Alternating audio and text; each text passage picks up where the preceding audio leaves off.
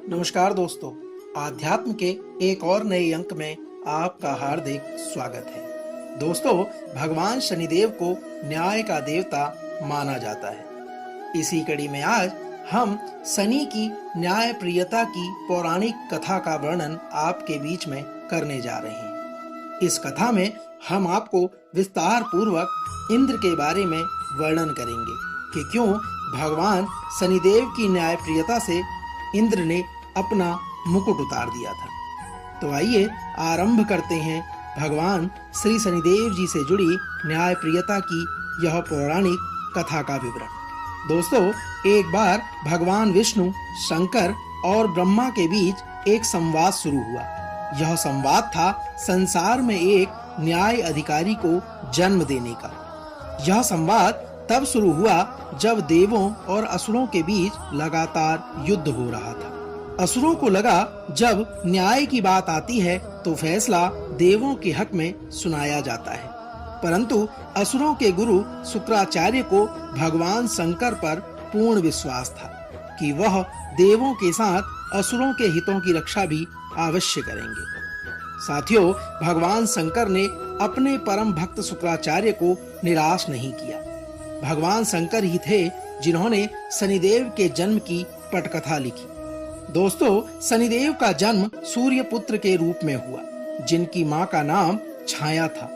एक पौराणिक कथा के अनुसार छाया ने शनि को एक जंगल में छुपा के रख उनका वहीं पर पालन पोषण किया। यम के अलावा शनि भी एक पुत्र हैं।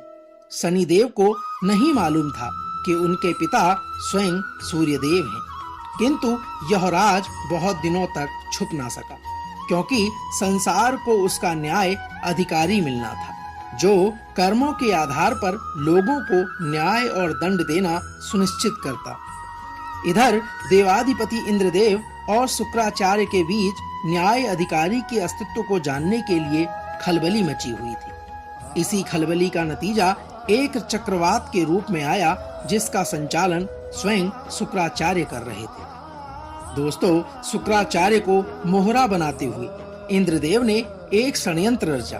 सही मायने में इस चक्रवात के लिए इंद्रदेव स्वयं जिम्मेदार थे, जिन्होंने असुरों के गुरु शुक्राचार्य को उकसाया। इस चक्रवात की चपेट में शनि की माता छाया आ गई, जिससे शनिदेव नाराज हो गए और शंकर भगवान की कृपा से उन्हें अपनी शक्तियों का बोध हो गया, जिससे उन्होंने अपनी मां छाया को बचा लिया।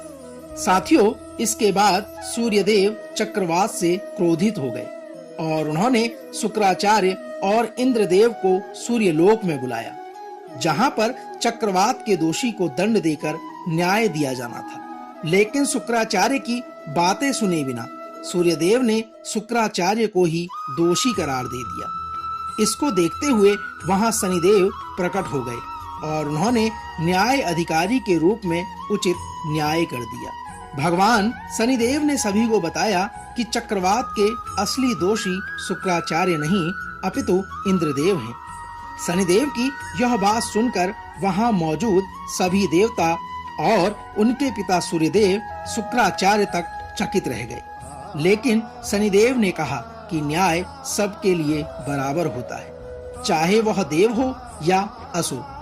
अंत में देवताओं को शनिदेव के आगे झुकना पड़ा, क्योंकि न्याय विश्व के न्याय अधिकारी के द्वारा ही हो रहा था। इस न्याय में इंद्रदेव को सजा के तौर पर अपना मुकुट उतारकर धरती पर स्वयं रखना पड़ा।